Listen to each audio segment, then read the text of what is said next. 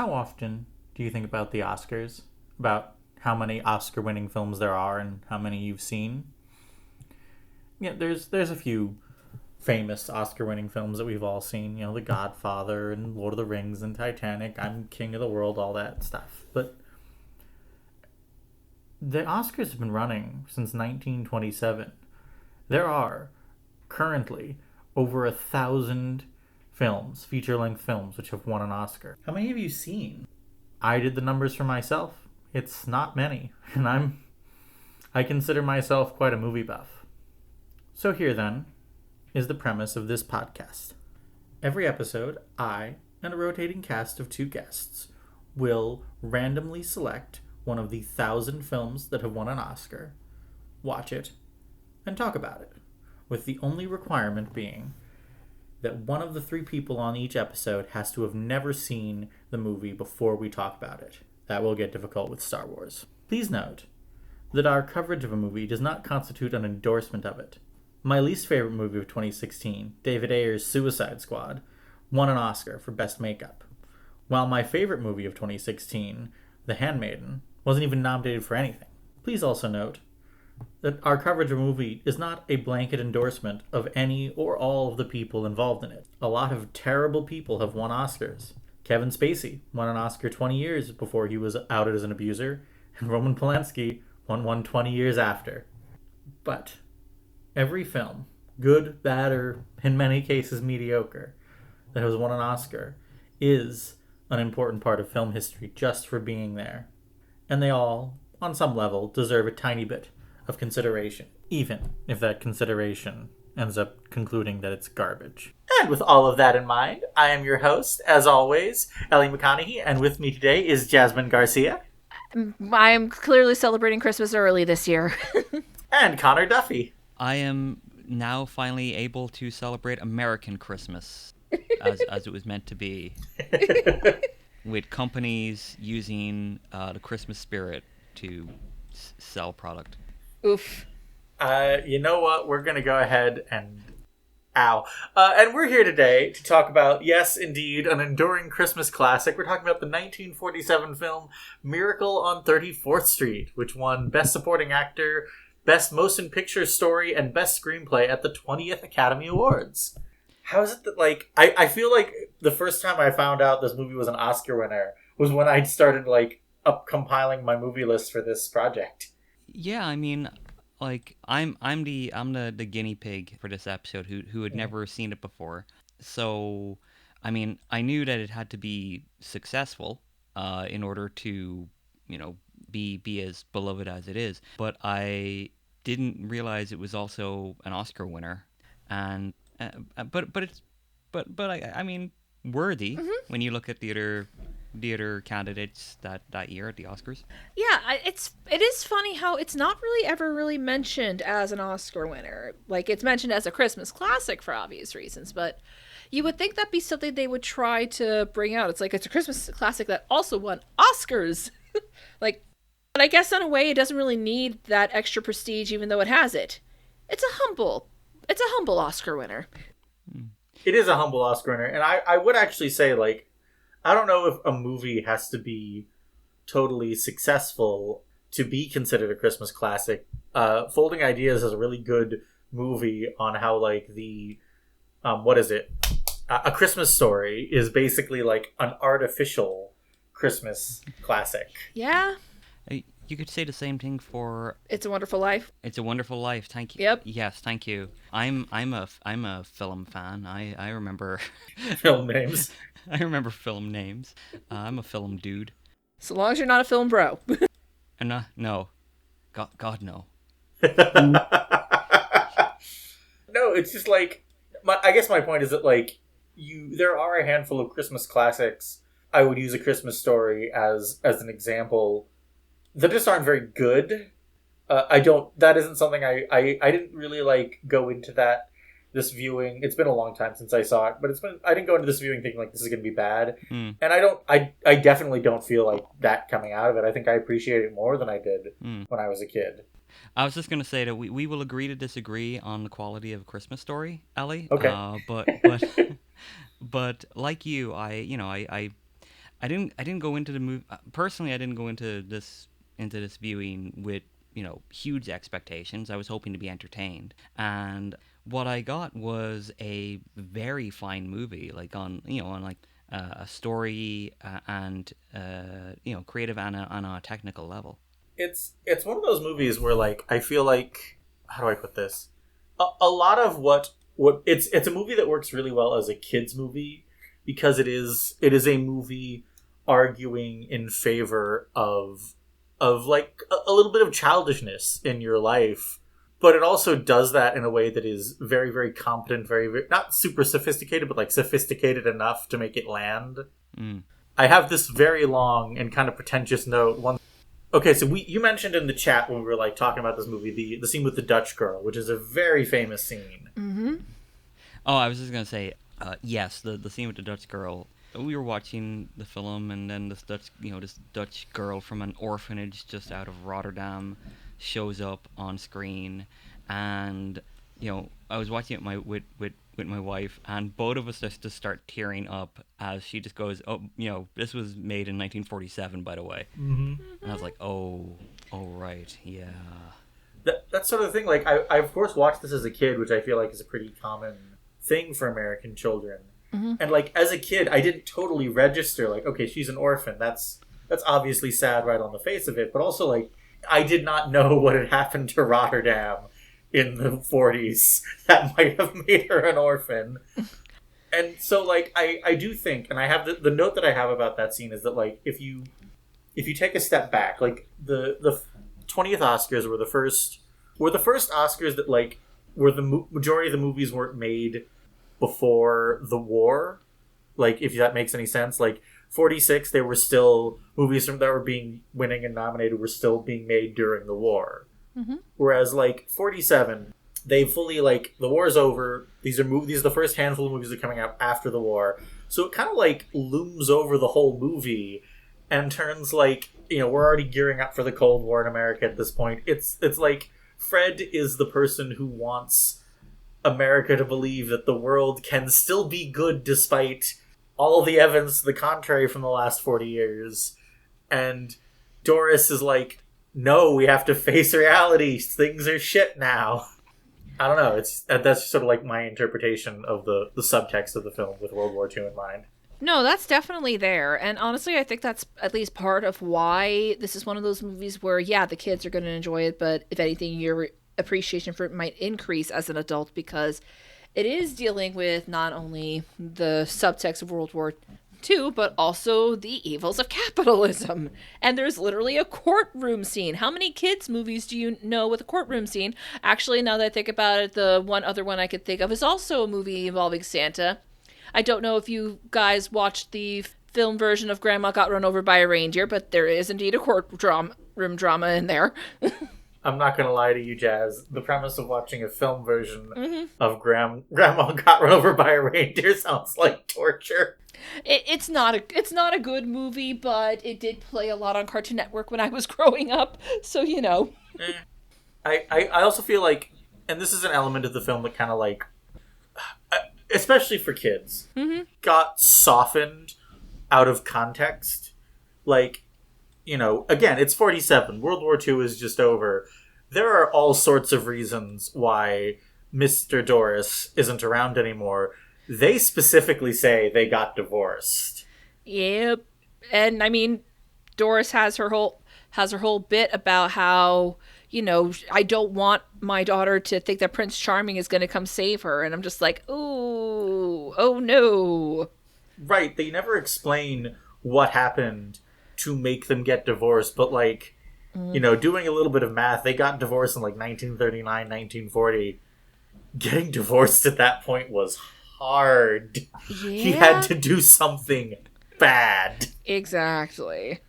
And I think that it's smart that the movie never goes into it, because the movie isn't about that, but it's an interesting element that sort of like, because when I saw this 6 years old, 1996, I had like 3 friends whose parents were split up. It was just things that happened by that point. Mm-hmm.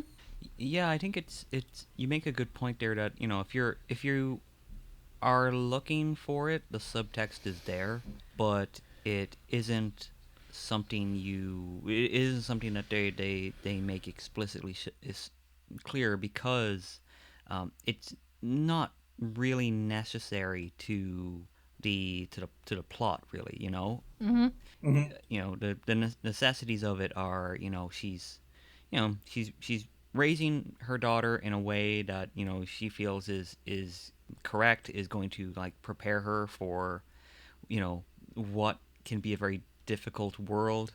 And, you know, she then comes face to face with this idea that, you know, even when you are faced with, you know, the sometimes very painful, difficult realities of life, you can still make time for hope. Mm-hmm. You know, for make believe. You know, you can still believe in the little things, so you can believe in the big things. Hmm. We referenced in the chat the Hogfather, I believe it's called. Yep. Mm-hmm.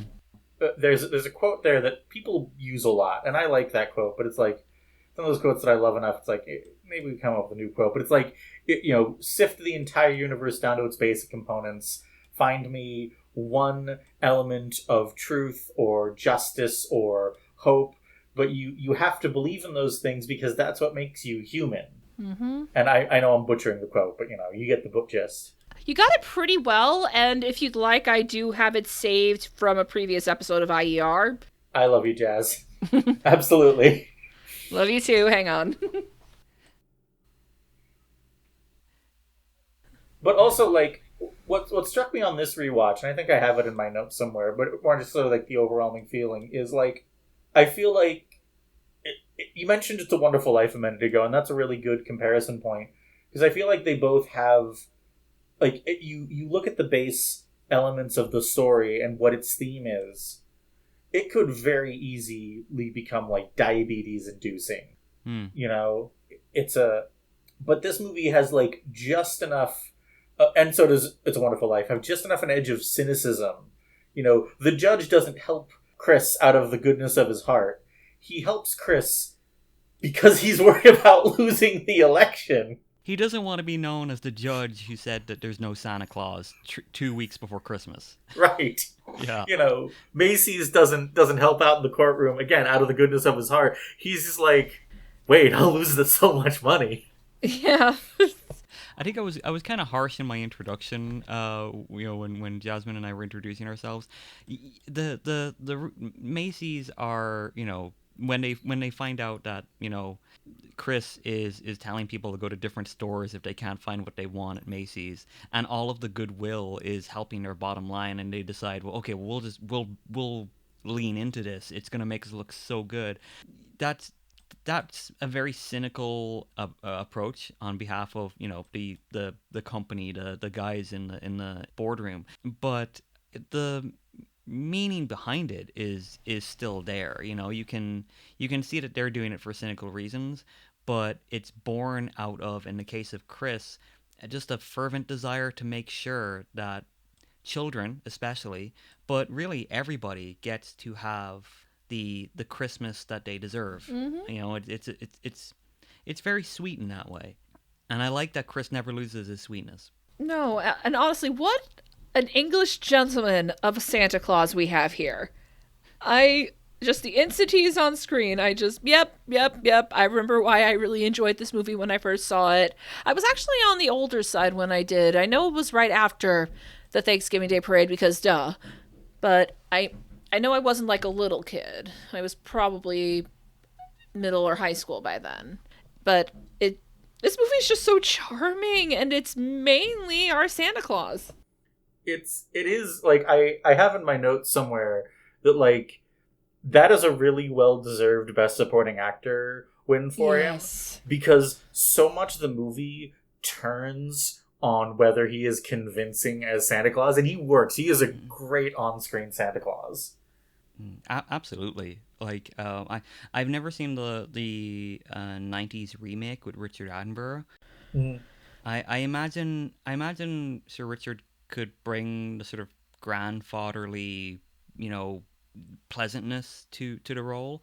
But yeah, I don't know if anybody could have matched Edmund Gwenn as Kris Kringle. He was just fantastic. Like whenever he was on scene, in a scene, whenever he was on screen, Hmm. you just immediately felt a sort of lightness. And he was a veteran actor. Like he'd been in the business for many years at that point, so he knew exactly what to bring to the role, and it never felt treacly. It was a wonderful sweetness and lightness Hmm. and kindness in that role, but it never got saccharine. Hmm. It felt very genuine, and part of it I think is just you can tell this is a man who not only loves kids but respects them. Hmm. Like he speaks with Susie like she is an adult, and in fairness she kind of acts like a little adult through most of the movie, but he's never talking down to her while he's trying to encourage her to, hey, it's okay to have a little fun. So Susie is one of those things that like I love about this movie because I don't know if I've ever like put this into words because it doesn't come up in this pod super often, but like there's a lot of like kid writing that I really hate in movies. Yeah. Either they're literally just small adults, which is always awful. Like that always sucks. Don't do that. Or they're like perfect angelic beings with deep wisdom. Like shut the hell up. They're children. Shut up. I like Susie because she does clearly try to carry herself like a little adult, but she has these little like bursts of very child logic or child behavior that I think makes her feel very much like a real kid. And God, I didn't even know when I last watched it. Natalie Wood playing her. Baby Natalie Wood, one of her earliest roles along with the Ghost and Mrs. Muir. Yeah. Mm-hmm. And she was it's like she just came out being that talented. I mean, good for her. She has great, like, I don't know how else to put it. Like, there's several times when Chris is speaking to her and she just has like resting skeptic face. Yes. It just fucking kills me every time. Yeah, she's just like, uh-huh. And in fairness, if you ever, I think I'm the only one on this podcast who has actually worked with children, right? No, I taught for several years. Oh, never mind then. My apologies. No worries. So, how do I not know that? That's crazy. But yeah, it's like yeah, like there's a certain type of kid, and I think it's fair to say both of us have met a Susie at one point. It is like, that's what I mean when I say she feels authentic, because there are kids who, for one reason or another, do try to carry themselves very. It's not even like adult. If, like, as a small adult, which is one of the things I think the movie gets right, it is a child's approximation of how an adult they think an adult acts. Yep. It's, I mean, like, I was going to say she's really funny, but let me be real, everyone's really funny in this movie. Yeah, no, this is such a clever screenplay, too. Like, there's just so many little witticisms in there, and I'm just like, oh my God, I forgot how funny this was. Yeah, I was not expecting it to be as funny as it was. Like every time the judge would like meet his campaign manager, I think it was, like, and they would just have these silent, like, looks towards each other that spoke volumes. And like every every scene, every other scene, there was just like this moment that had me guffawing. The reindeer are his next of kin, for God's sake. Yeah. The cut to his employment card, age as old as my tongue, a little bit older than my teeth. It's like, oh, it's so good. There's something so very clever children's book about that. Mm-hmm. I will say one of my favorite parts, and it's incredibly funny the longer you think about it, is I'm skipping forward a little bit here, but it's the famous thing when the all these letters to Santa are brought into the courtroom and just stacked in front of the judge. Mm-hmm. And the scene, but like, because I'd never seen the movie, I had seen references to that scene. I've watched The Simpsons, and But I didn't realize, I didn't know the setup. So I was thinking to myself, okay, this is something that, this is something that the lawyer does, that Fred does. I loved him so much. He was so good, yeah. But I was thinking to myself, okay, this is a clever little thing he does to, to prove Santa Claus and prove that Chris is the Santa Claus in a court of law. I didn't realize it. Like, it just came down to like two dudes at the post office being like, it'd be really funny. As someone who currently works in a warehouse, never underestimate the power of, you know what? We should do this, and then it won't be my problem anymore. So true. I really loved the political advisor. He is an absolute cartoon in every way. And, like, I love, there's a detail that I never noticed until this watch where he walks into the courtroom with this big old cigar in his mouth, and, like, one of the bailiffs is, like, points to something like, you can't smoke in here, and he puts it out and puts it back in his mouth, just so he can have it there in his mouth. He's so good, and he's so funny. Oh, yeah. Movie about that guy. That one, oh god, that wonderful line like that wonderful line when he's talking, like the judge and his campaign manager are talking to each other, and his campaign manager is like, talking about all the businesses that are going to be really upset with him if he judges against Chris, and he goes, the only two people in the the only two votes you'll be getting are your own and the DA, and the judge goes, no, he's a Republican. And this was back when that meant an entirely different thing, unfortunately. Yeah. There's lots of, like, you'd expect the courtroom scene to be very dramatic, but, like, they play it very much for laughs. Like, they force the DA to say the line, and I love this line so much. The state of New York concedes the existence of Santa Claus. all because his kid is in there, and it's just like, oh god. Yeah, no, what parent is going to want to say Santa isn't real, not just to their child, but in a court of law? I love how basically everyone, including Fred, is, like, sitting there acknowledging, like, this is a dirty trick he's pulling, but it's so good. It's so fun. It's so funny. And if Chris wasn't such a delightful human being, it would almost feel, like, wrong. You know what I mean? But it's just like, you know what? This is in the defense of a beautiful human being who made me cry with his monologue about being normal. Aww. And boy, did that hit hard.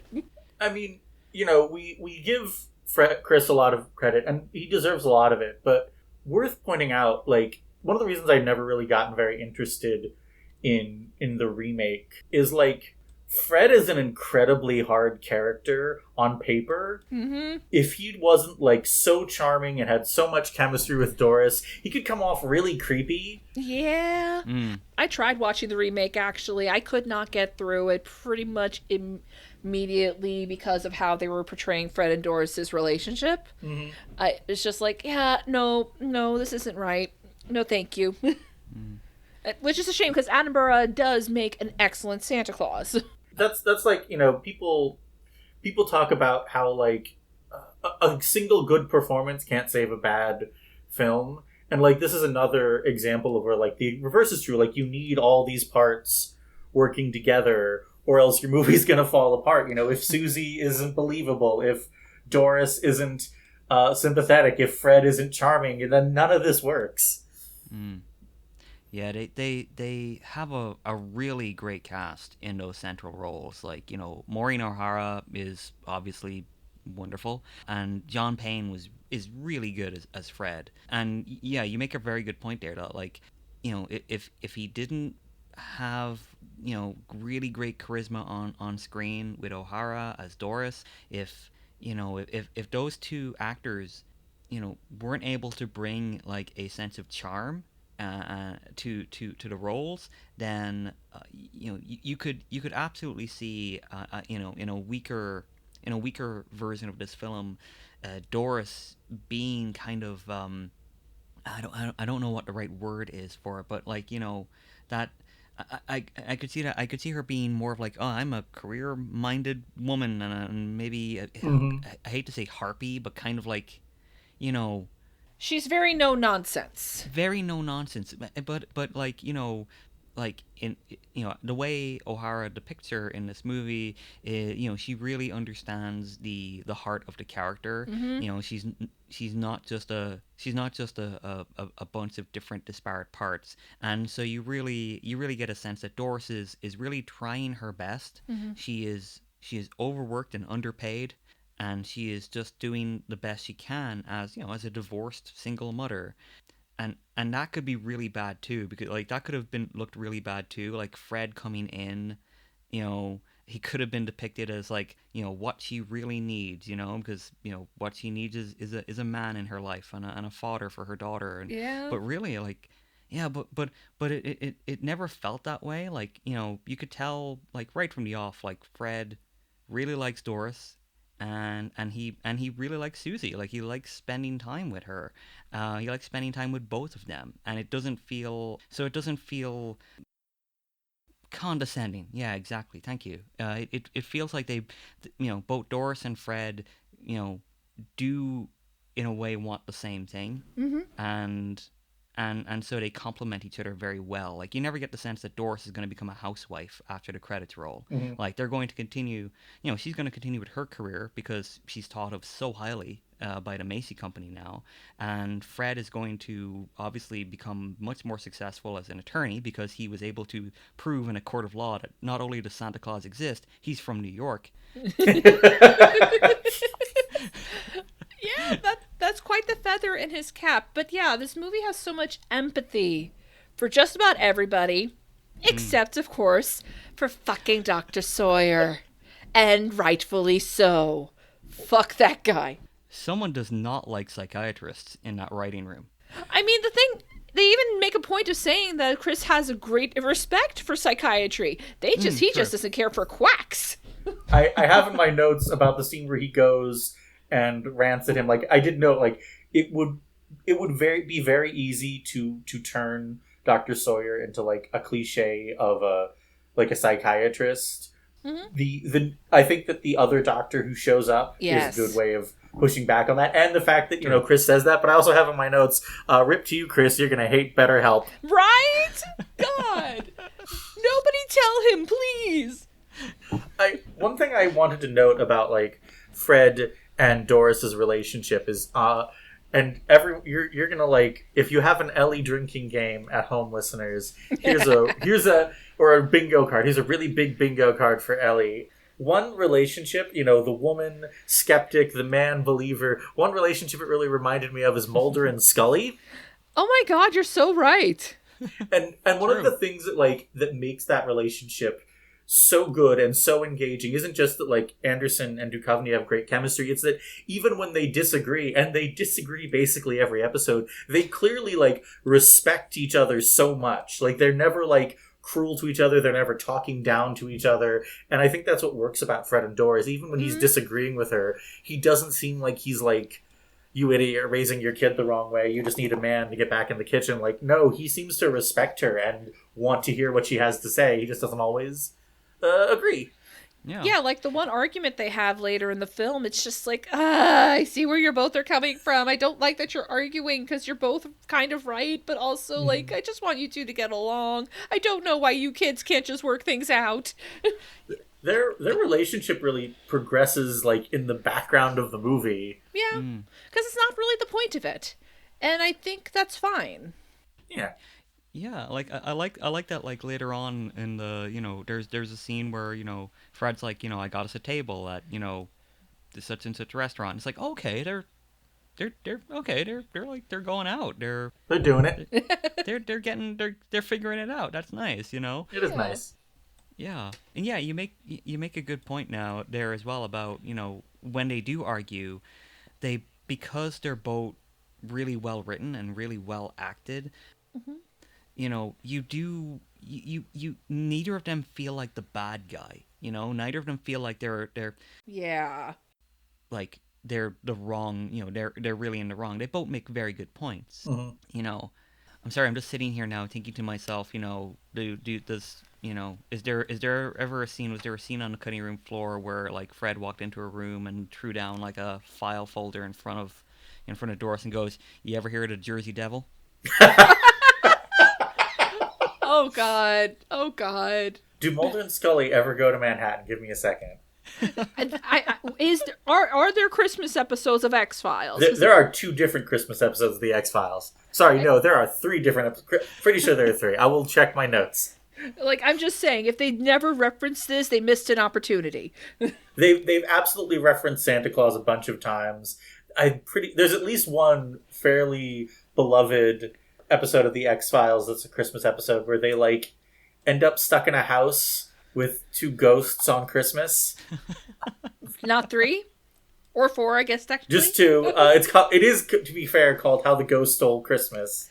Oh, very good episode. Anyway. What I was saying is that like they do go to Manhattan one time. No, Scully isn't there. It's in the episode with Tony Todd.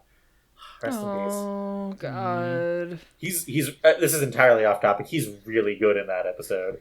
Was he ever bad in anything? Is the better question. Was he bad in something? No. Was he in something bad? Well, yes, that's a different. Yeah. That's different.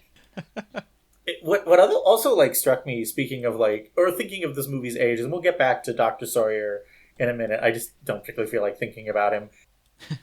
Unless it's thinking about punching him. Yeah, he's one of those like villains that there are villains who you enjoy watching on screen. Mm-hmm. He's not on that list. He's just unpleasant. Mm. Yep. The only pleasant thing is when we see Karma smacking him in the face when he gets fired. And Chris smacking him in the face. Exactly, when he gets literally smacked in the face. Thank you, Chris. I don't care that Santa did a violence. It was a warranted violence. Yeah. Santa's allowed one violence.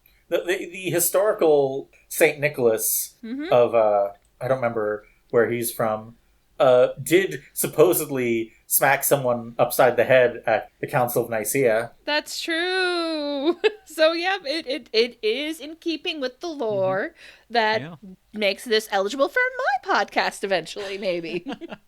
Wait, hold up. Is this movie meet all 4? Does it count as a rom-com? We have to ask River. Ask River. Not being the greatest student of rom-coms, I would argue that it does not, unless it's about regaining your love of the Christmas spirit. Ooh. Which, yeah, it most certainly is. I don't know if that counts as a rom-com, but I love it. If it's about a hardworking single mother who finds love of Christmas again, then I guess maybe it counts. I mean, like, to be fair, if Happiest Season taught us anything, it's that holiday-centered rom-coms are usually kind of harrowing. I like The Holiday. Leave me alone. I like holidays, too. I'm just saying, most of the rom-coms I've seen based around, like, Christmas are usually either extremely boring or just kind of, like, gritting your teeth. Well, okay, so, I was talking about the movie The Holiday, right? Just making sure. I did not know that. Now I know that. I'm not going to edit that out. I'm just going to let myself humiliate myself on air. No. It stars Kate Winslet and Cameron Diaz. Basically, they swap houses for the holiday season. It's a Nancy Meyers joint, so. I've never watched that in my life. I think it's a good time. It is one of my things in the Christmas season rotation. Okay. That I will make River cover at some point, because I think they have watched it, because they constantly talk about how Jude Law needs to do rom-coms again. I mean, we're covering my major Christmas romance rotate. It is November 23rd as we record this, audience, and tomorrow Jazz and I are covering my main Christmas romance rewatch every year. Yes. Which is around the same time period, so. And also centers around divorce. Yeah. I've connected 2 dots. You have indeed.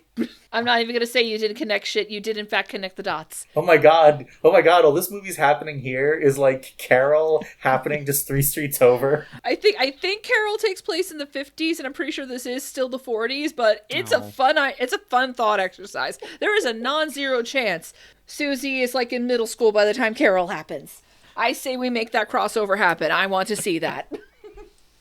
Wait, hold up. What's the name of Carol's daughter? Rindy. Rindy. Yes, we're gonna do a crossover where Susie and Rindy go to school together. Oh, yes. I like this. That movie isn't eligible for my podcast because God is dead. Yeah, no, it really should have gotten something. Speaking of New York and happening just down the street, so as I mentioned in my last episode, I currently work in New York City, not on 34th Street. I currently work up on 66th. But like the opening credits being just Chris walking down the street, man, New York, it's only been like 60, 70 years. New York has changed so much in that time. Oh my God. See, what I was first thinking of was, wow, just within the first few seconds of score, it already feels like Christmas. Well, that's an interesting question because, like, is that happening? I feel like this movie's soundtrack, especially its main theme, is like a staple of Christmas playlist. So that might be just like happening in reverse.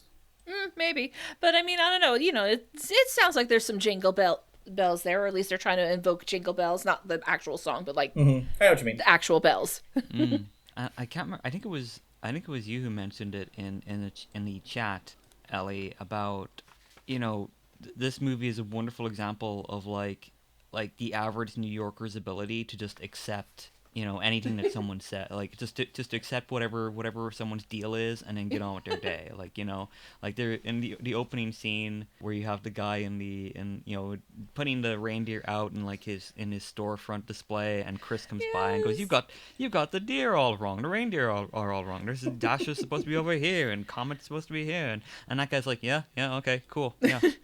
The way Santa cares so much about his image tickles me.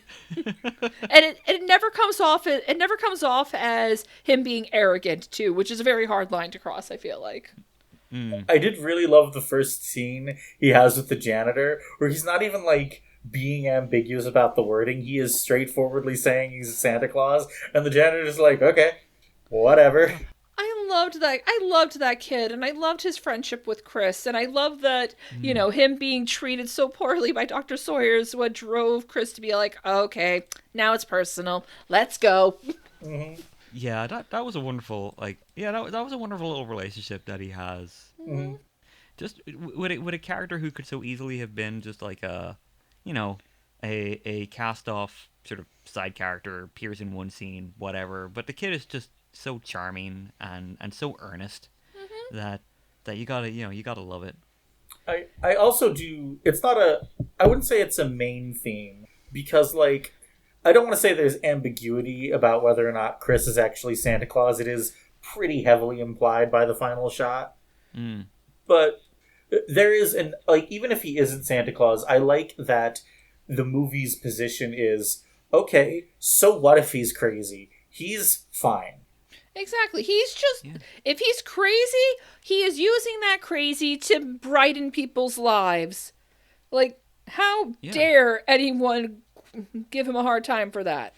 Yeah, ultimately, however you want to read the end of the film with the cane in the house, maybe he is Santa Claus, or maybe because he's such a nice guy, he could speak to someone who, speak to a real estate agent and got a look at this house and was like, this is going to be perfect, Mm-hmm.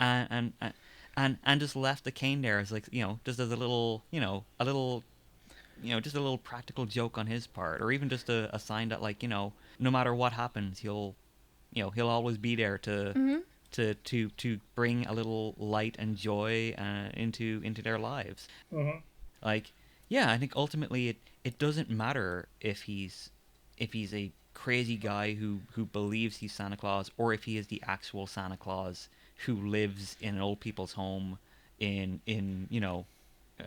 just outside New York. What matters is, and I think the crux of the film, what it really gets down to is the film is telling you like what really matters is what you put your faith in. And sometimes you have to put your faith in sometimes crazy ideas.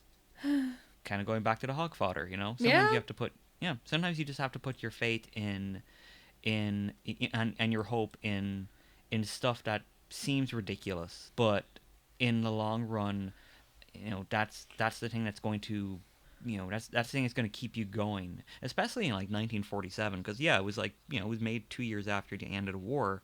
At that point, like, you have a bunch of ex-GIs who are now back home and are still trying to figure out their place in the world. Some of them come back with, European or, East Asian partners, East Asian wives, Hmm.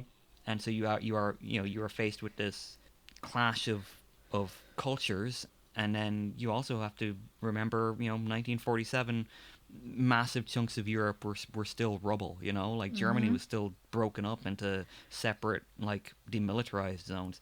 And now we got to worry about the bomb. Yeah. Oh, yeah. And now we have to worry about the bomb because everybody's getting the bomb. So it doesn't surprise me that a film that tells you, in no uncertain terms, that not only is it okay to believe that things are going to work out and that there is hope and there is joy, but it's essential to be human. It's essential to your life that you are able to believe those things, Whew. no matter how dangerous it seems, no matter how ridiculous it seems. I mean, like, it honestly reminds me a lot of a movie we will get to someday on this pod, which is probably a lot fresher in a lot of people's minds, which is Everything Everywhere All at Once, Yep. which literally spells out, like, yeah, believing in shit can be hard, but you kind of, like, in order to keep going, you kind of have to believe that things can be better, that the world can be good, and the crux of Chris's, and Chris is our hero and Sawyer is our villain. The crux is which is better, to be considered normal but to do harm, or to be considered abnormal but to do good, and the movie doesn't really entertain the former option. No. Yeah, it's like, even the one doctor who saves this from being an anti-psychiatry propaganda piece, it's just like, he's harmless. What are you doing? He's just this nice old man. I quite like the line from, I think it's Mr. Shellhammer. What if he's only a little crazy, like painters or composers or some of those men in Washington? Some? That's a line that aged like fine wine. A lot of this aged like fine wine, I'm gonna go walk unfortunately. into the sound. Well, the classics never go out of style. Ooh. Can they go out of style in that way? Yeah, it might be nice. I mean, like, there's a lot of this movie. I think part of the reason why it's remained kind of like an enduring classic is, like, a lot of the things I said this during Thelma and Louise. The movies that are ahead of their time aren't really ahead of their time. They're usually making points about the time period they were made in, and then we just never fixed anything. And, like, a lot of what this movie has to say about about commercialism and profit motives and the way those things drive people to be worse to each other are as true as they ever were. And it wasn't like we are in a lot of ways in a very bad position about that right now. But at the time the movie came out, the Great Depression was in living memory. Yep. I think the only character in the movie who wouldn't remember it is Susie. Oof. That got dark. I mean, yeah, because I think that's part of... I feel like a lot of the best heartwarming movies are ones that don't necessarily escape the darkness. But this movie never out and out says, oh, Doris is traumatized because of the Great Depression and the war, and her husband did some fuck shit. Like, it never out and out says it, but it's clearly there underneath the surface of this, oh, isn't this a charming little movie about whether or not Santa Claus exists? Like, and I think the good heartwarming classics don't necessarily shy away from the darkness. Yeah, I was just gonna say, like, we mentioned It's a Wonderful Life earlier, and that movie is very, very dark. Oh God, yeah. Love it though. Extremely so. Like, I always remember when the angel is showing him, like, what life would be like, and you find his brother's gravestone, and he's trying to explain, no, he he saved like he saved his whole tank crew. He won a Medal of Honor. I was like, no, those soldiers died because he wasn't there to save them, because you weren't there to save him. And like, I always remember for whatever reason that scene in particular always sticks with me when I think about It's a Wonderful Life, because it again, kind of like Miracle on 34th Street, it says something to, it's making a very clear point about the importance of recognizing the influence you can have on other people for good or ill. Mm-hmm. And also an explicitly anti-capitalist narrative. It's almost like most Christmas stories are explicitly anti-capitalist, world. I mean, like, part of the problem is that they are... Film as a medium is always going to be kind of caught in this middle ground between... Mm-hmm. It has to be kind of capitalist because, it needs the money to fund it. It has a profit motive. Well, sure. Soviet cinema aside. Go watch Stalker, everyone, and be mad at me later. The perfect Christmas movie. I mean, like, go watch Stalker any time of year. Does it take place? No, it doesn't take place at winter. Darn. Isn't that also a movie about, you don't know exactly, you think you know what you want, but then you find out what you really want? Stalker is a movie about how you can't actually endure getting what you wished for, basically. Maybe it is a Christmas movie. It's a source of one of my favorite conversations I've ever had with a friend, where they're just standing there talking like, we watched this movie in one of my film art classes. It was really long and it was boring and nothing happened. And then they were just walking through the woods, and then get to this room where there's all these like sand dunes in it. And I'm just sitting going, that's Stalker. It's one of my favorite movies of all time. No, but so like film ends up being like caught because artists kind of do generally want to like step away from capitalism, and I feel like Christmas movies in particular do want to move away from the commercialism, because like, have you ever seen a Christmas movie that's pro-commercialism? I have. It's Kirk Cameron's Saving Christmas, and see, I was thinking Jingle All the Way. I actually haven't seen Jingle All the Way, and I'm not gonna. You can't actually make me. You don't have the legal right. No, I haven't seen it all the way either, but I've seen enough. But Kirk Cameron's Saving Christmas ends with an explicit, like, you should go out and buy shit. That is the good Christian thing to do for Christmas. Honestly, I'm giving it shit because it deserves it, but it is a fascinating movie to watch because it's deeply strange. Hi, Jesus? Come get your fan club, please. I think I think that would be pretty far down a list of Jesus's beefs with Kirk Cameron. That's all I'm going to say. For sure, but it's just like the cherry on top of reasons why he will end up flipping all of his tables. Right. I guess the point I'm making is that, like, being anti-commercialism is kind of like, it's the easy sell. It is mm-hmm. an easy way to go about being a Christmas movie. And I feel like part of the reason why I don't like a lot of Christmas movies is it always feels kind of insincere. Like the scene where whatever boardroom executive, their heart grows 3 sizes and they blah blah blah. That always feels very fake to me. Even Christmas Carol, I love a lot of Christmas Carol stuff, but Christmas Carol always feels like, come on, man. We know he's not, like, I know how capitalists work. That's not going to last that long. But wouldn't it be nice if it could? But, like, which is one of the reasons why I feel like this movie and It's a Wonderful Life really stick with me, because, like, the greedy capitalists don't abandon that ideology. Mr. Potter is fine at the end of It's a Wonderful Life, and Macy testifies that he believes Chris is Santa Claus purely because he thinks it'll make him some money. And is that, like, cynical? I guess, but it makes sense. It makes it feel more authentic to me. That's super valid.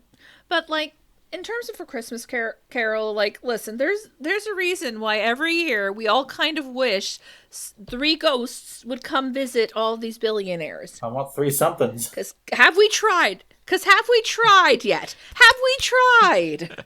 I feel like if I continue down this particular path of conversation, I'm going to wind up like that one Whitest Kids You Know sketch. Did you know that it's illegal to say, I want to kill Elon Musk? Totally illegal. God. I will say maybe that's part of why the kind of whatever sort of capitalist or anti-business message you might want to find here in Miracle on 34th Street. Maybe the reason it kind of works a bit better, you can debate whether or not it sticks to landing, but I think it works a little bit better, partly because it gives us an honest idea of how you actually do, to quote the author, to paraphrase the author, live in capitalism, where, ultimately Chris kind of exploits or takes advantage of the inherent selfishness or the business oriented mindset, if you want to be a bit more charitable, of someone like Mr. Macy. Macy is here to make money, and he lives, and we unfortunately continue to live in a capitalist society where making money is what he's supposed to do. He doesn't do what he does out of the goodness of his heart. He does it because he knows it will help the bottom line of his company, which he has, I guess you could say, he has a responsibility to do, because he's got shareholders and employees, etc., however you want to put it. But Chris kind of takes advantage of that. He's very, he doesn't change who he is. He changes everyone around him. He does what so many people have to do right now, what so many people had to do when the film was made, which was find a way to exist within a system and find a way to make the system work for them to do what they actually want to do. You mentioned earlier how cinema is always going to be caught in this trap between artistic freedom and commercial responsibilities, and Chris Kringle in Miracle on 34th Street is in the same position. I absolutely agree with that, and like I think that, like, to reference a filmmaker that one day again we'll talk about here, one of the reasons why I feel like Guillermo del Toro's movies set in the real world sort of like hit with me, and here I'm thinking like The Devil's Backbone, Pan's Labyrinth, The Shape of Water, his big Oscar movie. Hell yes. Is that they are, I think people focus too heavily in art on wanting like the big explosive narrative where the system changes, and that's like an incredibly hard thing to make feel authentic. I think that the reason why this movie works and why Guillermo del Toro's movie works is they're more about someone carving out a space in the existing system where they can be themselves without feeling like they're trapped. The world does not come to accept the Fishman. He and I don't remember the name of the character. Elisa Esposito. Elisa, thank you. Elisa Esposito, they just escape. They just escape to go somewhere where they can be together. The kids in The Devil's Backbone don't overthrow Franco. They just get away. They get out of the system to go find their own place. And I think that makes it, if not necessarily better, like I don't think that that's necessarily a better film. It makes it feel like it makes it feel very authentic to me, to my experience living under capitalism and carving out this space right here where I get to talk about art in a way that I find fulfilling. Yeah. So it got heavy all of a sudden. God. I mean, yeah, no, go figure that. Feel-good Christmas hit of 1947. Should we talk about some of the more fun aspects of it? Even though, again, I think all of these themes are exactly why it endures, and it's not just this treacly nothing of a movie. I mean, like, the themes are part of why it endures. Yes. But once again, like, to go back to my favorite reference point for this kind of stuff, Parasite. Like, Parasite endures partially because of its incredibly complicated themes of capitalism, but also because it's just, like, an absolute blast to watch. Yeah, it's so much fun. This movie, people could argue back and forth that it's not the most, like, thoughtful film, and it's probably not. You could probably make these themes more thoughtful, but, like, it's also just, like, really fun to watch. It's funny. It's engaging. You want that poor old man to get out of this court case okay. Mm-hmm. Yeah. You want Susie to get her house. Can we talk about the fact that this poor kid just wanting a house? Sister, that is a mood. Ugh. Speaking of things we can all still relate to in 2024. I mean, like, if I wanted to be pretentious about it, which I do, you know, there's an argument that, like, her wanting a house, it's one of those things that makes sense as, like, a kid trying to be an adult, because she knows this is a thing that adults want. Mm. But it's also a very, on a pretty fundamental level, a very childish request. Even in the 40s, where it was significantly easier to get a house than it is today. Oh, God. A house is still, like, a tall fucking order. Yep. And so, like, her wanting that, again, it feels like she's trying to be adult, but there's also a very fundamentally childish, I just want this place. I want a house where I have a big backyard, and and also, if you can't get it for me, you're not Santa Claus. Which, again, that goes back to what you said, how Susie is still clearly very much a child. That's very much child logic right there. That wonderful moment afterwards where, like, Chris is standing there and he's looking at this advertisement that Susie, that Susie has given him, and, like, all I could think was, like, this guy is thinking to himself, like, I will make sure this kid believes in the Christmas spirit if I have to put the down payment myself. Like, God. But where is the... I feel like there has to be, like, a throwaway line that I forgot to write down. Where is his money going? Does Santa Claus have a bank account? I would... You know what? We're going to say that it is going to the elves, because as much as there's a place for Santa's owning a sweatshop, actually, I personally prefer it when he takes good care of his people, damn it. I don't really get into this over much, because it's not, like... Oh, yes. It's not, like, actually important. No. But, like, people who are like, if Santa really existed, his elves would be, like, the equivalent of a sweatshop. It puts me in mind so much of, like... It's the same mindset that led to that goddamn live-action Beauty and the Beast remake. I would argue it's that same mindset that led to the goddamn Winnie the Pooh slasher. oh yeah.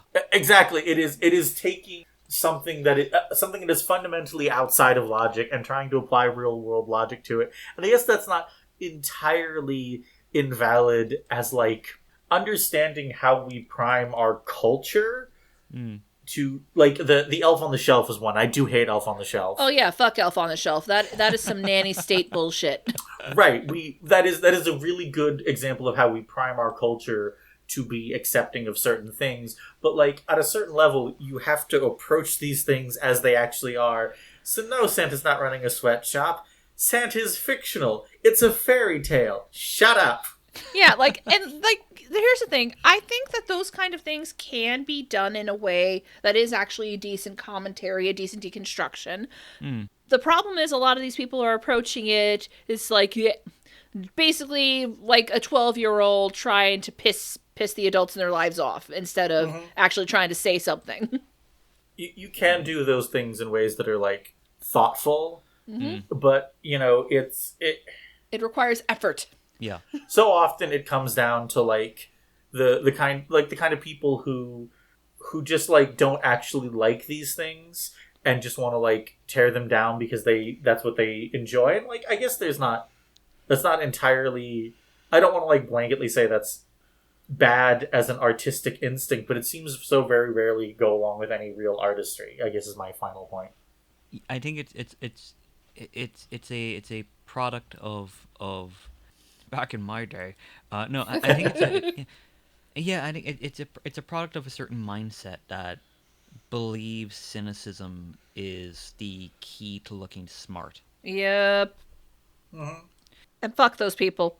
Yeah, Miracle on 34th Street does a great job of showing that, actually the smartest guy in the room is probably going to be the one who, is able to remember what it's like to have fun. The smartest guy in the room most of the time in that movie is the guy who thinks he's Santa Claus. Yeah. But even more than that, like, some of the most stupid, short-sighted, insecure decisions I've ever made in my life were built around intensely internalized cynicism. I don't see being cynical as being something, at least being flippantly cynical, to be something that is admirable a priori. Mm-hmm.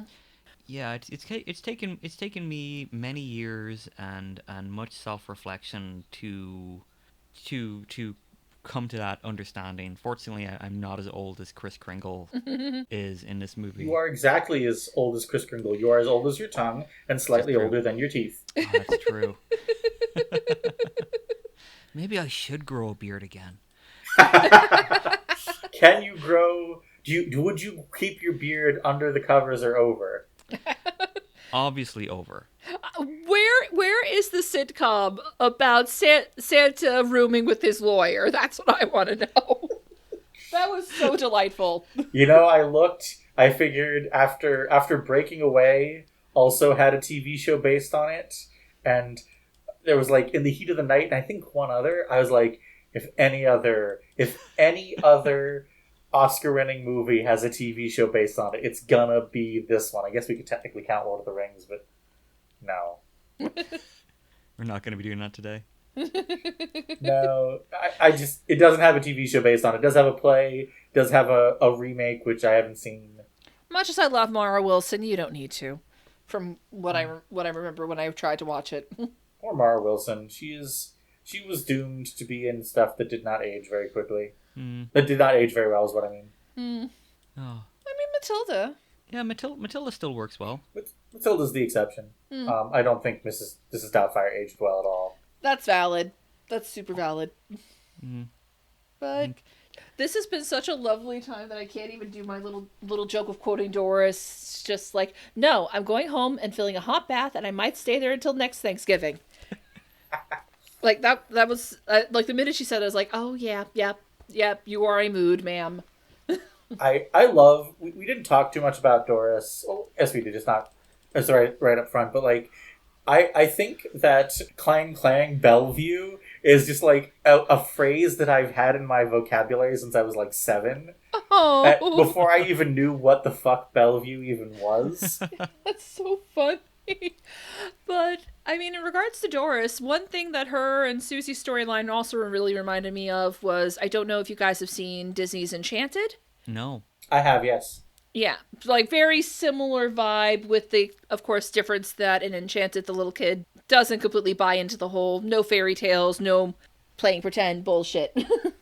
Which, I don't know, I just found that to be a nice little parallel there. I wonder if they did it on purpose.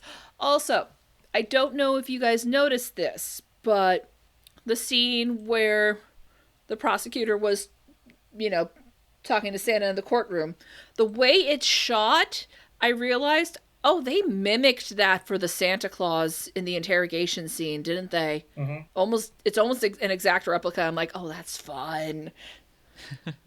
Can I just say real quick here? Yeah, like I just want to say, like, on a technical level, like the walk and talk scenes in the movie, like there are plenty of movies made in this time that could have had basically 2 people in a hallway having a conversation, and it would have been very static, and they would have just, they would have plopped the camera down, and the actors would have done their thing, and then that would have been, and then they both would have walked off camera. Like there's that wonderful scene when they just get out of the first meeting with Mr. Macy, and they're both getting like Christmas bonuses, and he's revealed basically, like, yeah, we're gonna, basically they both gotten credit for Chris just doing his thing, and they it's a really simple scene. They're just walking down a hall, talking about what they're going to do about Chris. They have to get him back, etc., etc. But I was watching it, and it took me out.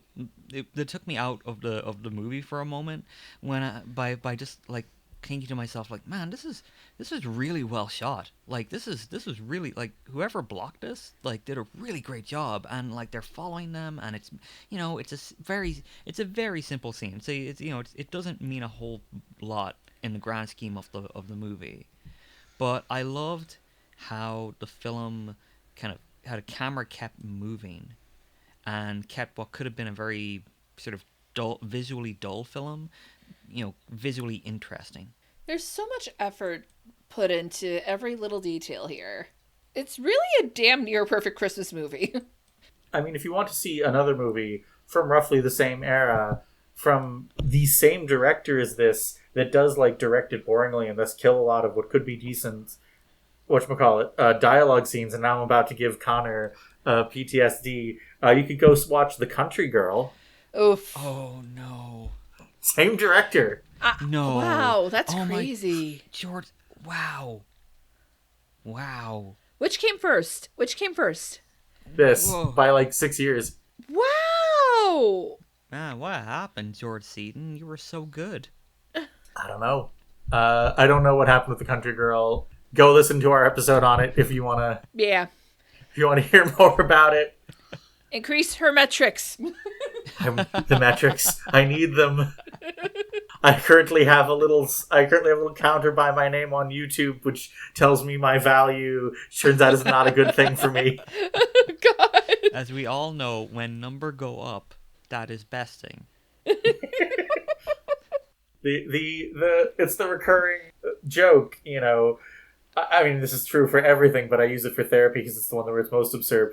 Good. I'm going to get a good grade at being in therapy, something that is both possible to achieve and normal to want. I mean, I would argue that Chris did get a good grade in being in therapy, considering the fact he was basically psychoanalyzing Sawyer for a hot second there.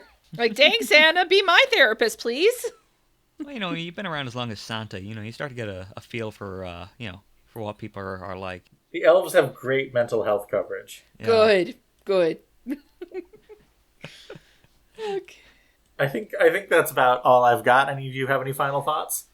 Very good movie. I'm definitely going to try to make a point of watching it after the Thanksgiving Day parade more often. Mm-hmm. It makes for a good proper start to the Christmas season, even though I have given up on resisting November Christmas at this point.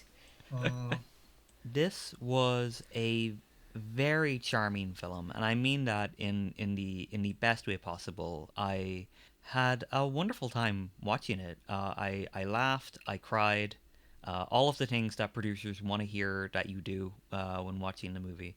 Oh God. but no, seriously, this was a wonderful film, and definitely one that I am looking forward to watching again. Yay. I as I said, I wasn't going in expecting to be bad. I do have a sense for Christmas movies that I saw when I was a kid that I don't like anymore or didn't like at the time. But like, I was surprised by how much I was able to like look at this and find depth that I hadn't found before. And I think that's partly why it's endured. Like movies that you can only really watch when you're a kid, I feel don't go the distance. Connor, do you have any plugs? Yeah, you can find me on Blue Sky. My username is @YoungMrDuffy. I'm going to be using that username until I am the same age as Kris Kringle. And my wife and I are also two halves of Third Country Press. We produce little games, RPGs. If you're getting the family around for the holidays and you've ever wanted to play a game where you play like old ladies or goblins trying to steal baked goods or cats who are also pro wrestlers, you can check us out. We're on Itch, Third Country Press. Most of our games are pay what you want. The Goblin one comes highly recommended. Jasmine, plugs. Well, as was mentioned, I am the host of A Neat Retelling, the podcast where we explore all the ways old tales are made new, and Ellie did kind of do my bit at the end, which is perfectly fine. I love that.